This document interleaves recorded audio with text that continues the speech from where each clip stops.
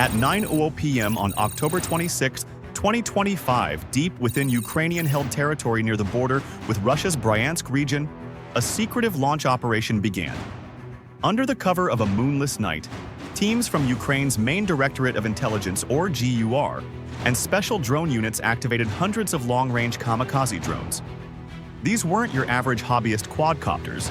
These were modified FPV, or first-person view models, some with extended ranges up to 1,000 kilometers, equipped with high explosive warheads and advanced navigation systems blending GPS, inertial guidance, and even fiber optic tethers for jam-resistant control in select units. Intelligence reports had pinpointed vulnerabilities in Russia's air defense network, and tonight, Ukraine aimed to exploit them. The swarm, over 400 drones in total, divided into waves targeting multiple regions, with a primary focus on disrupting Moscow's infrastructure and morale. By 10:15 p.m., the first wave crossed into Russian airspace over the Bryansk Oblast, flying low at altitudes under 100 meters to evade radar detection. Russian border sensors picked up faint anomalies, small, fast-moving objects skirting treetops, but dismissed them initially as possible wildlife or glitches amid ongoing electronic warfare drills. Ukrainian operators, monitoring from bunkers via encrypted Starlink feeds, guided the drones using decoy tactics, smaller, cheaper units, broadcasted fake electronic signatures to mimic larger aircraft, drawing early fire from Russian Pantsir S-1 systems. In Bryansk, air defenses lit up the sky, downing 15 drones in quick succession. But the swarm pressed on, scattering across a 200-kilometer front to overwhelm response teams. Tragically, debris from one intercepted drone struck a residential area, killing one civilian and injuring 5 others, including a child. Collateral that Ukrainian commanders had aimed to avoid, but which highlighted the chaos of asymmetric warfare. At 11:30 p.m., as the drones penetrated deeper into Russian territory, alarms blared at the Russian Aerospace Forces Command Center. In Moscow, radar stations in the Kaluga and Tula regions detected clusters of incoming threats, dozens heading northeast toward the capital. The Borisogledsk 2 electronic warfare systems kicked in, flooding the spectrum with jamming signals designed to disrupt GPS and radio links. But Ukraine's ingenuity shone through. Many drones switched to autonomous modes, relying on pre-programmed inertial navigation and visual AI to correct courses based on terrain mapping from prior satellite imagery provided by allies like Maxar.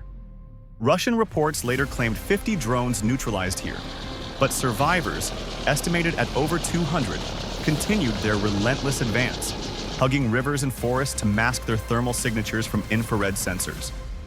Midnight struck, and the night sky over the Moscow Oblast hummed with unnatural activity. Mayor Sergei Sobyanin issued urgent alerts via telegram. Air defense forces are repelling a mass drone attack.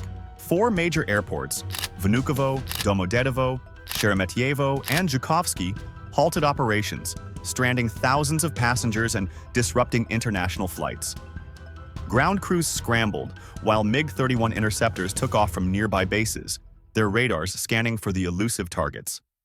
At 12:45 a.m., the first drones reached the outskirts of Moscow. Russian defenses, including the S-400 Triumph systems positioned around the city, engaged furiously. Bright tracers arced through the darkness as Zu-23-2 anti-aircraft guns and portable man-pads fired at low-flying intruders. Official tallies from Russia's defense ministry: 34 drones downed en route to Moscow alone, part of a staggering 193 destroyed nationwide that night. But not all were stopped. At 1:10 a.m., in the Ramenskoye district, a quiet suburb southeast of the Kremlin, a cluster of drones breached the inner defense ring. Eyewitnesses reported explosions and flashes, with air defenses actively engaging threats amid the chaos.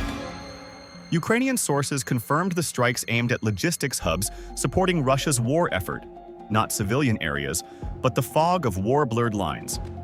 By 1:45 a.m., the intensity peaked inside Moscow proper.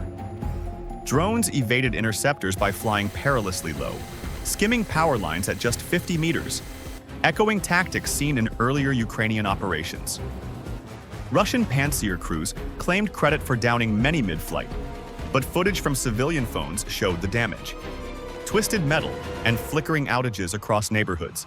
The total human toll in Moscow suburbs.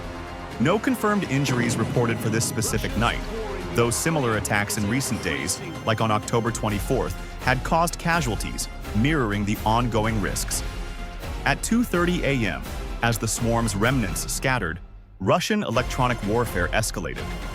Systems like the Pol-21 spoofed GPS signals, tricking some drones into veering off course and crashing harmlessly into fields. Su-35 fighters patrolled overhead, their afterburners roaring as they locked onto stragglers with R-77 missiles. One pilot reported a heartbeat in radar returns, a distinctive propeller pulse from the drone's engines spinning at high RPMs, allowing precise takedowns. Yet, Ukraine's decoy strategy paid off. Cheap $200 units absorbed missiles worth $60,000 each, draining Russian resources. By dawn, the Defense Ministry declared the attack repelled, but the psychological impact lingered. Muscovites awakened to sirens, grounded planes, and smoldering sites. This wasn't just a raid, it was a statement. At 3:15 a.m., Ukrainian President Volodymyr Zelensky addressed the nation via video, emphasizing Ukraine's resolve in the face of ongoing aggression. Intelligence analysts noted this as one of the largest Ukrainian drone barrages of 2025, surpassing September's records and exploiting gaps in Russia's layered defenses, which include S-300-400 batteries, Borisogledsk jammers, and acoustic sensors like the 1B-75 penicillin. The attack disrupted Moscow's daily operations temporarily, with economic costs estimated at millions due to airport closures and infrastructure repairs. By 4 a.m., cleanup crews swarmed the sites. In Bryansk, where the assault began, one fatality, a civilian caught in crossfire, underscored the human cost. Russian President Vladimir Putin convened an emergency meeting, vowing an overwhelming response and labeling the strikes terrorism. Yet, military experts highlighted vulnerabilities.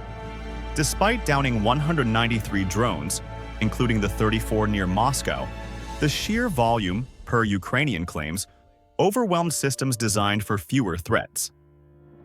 This echoed broader trends. Russia had faced surging Ukrainian drone attacks in 2025, with refineries, depots, and even airbases hit repeatedly, costing billions. At 5:30 a.m., as the sun rose over a tense Moscow, airports reopened amid heightened security. Mobile air defense units, including Pantsir S-1 on trucks, deployed around the Kremlin, a visible sign of paranoia. Ukrainian drones had flown 600-plus kilometers, penetrating what Russia boasts as the densest air defense network on Earth. The physics-defying feat? Low-altitude flight, AI-assisted evasion, and simple propeller tricks to mask signatures. One drone reportedly cut engines mid-flight, gliding silently past radars using ground reflections to confuse missiles. This operation rewrote modern warfare. A $500 drone neutralized multi-million-dollar assets, proving dominance lies in creativity, not budget. Ukraine's asymmetric edge, integrating HUMINT from partisans, satellite recon, and electronic deception, turned weakness into victory. The smoke over Moscow wasn't just from wreckage, it symbolized a nation's unyielding fight for freedom. In the end, October 27, 2025, marked a turning point. Russia's southern and western fronts felt the ripple, disrupted supplies, shaken morale. For Ukraine, it paved the way for potential counteroffensives, showing even the heart of the enemy is vulnerable. Thank you for watching this deep dive into one of the most audacious strikes of the war. If this content gripped you, smash that like button, subscribe for more real-time analyses, and share to spread the truth. Your support fuels our mission. Stay vigilant. See you in the next video.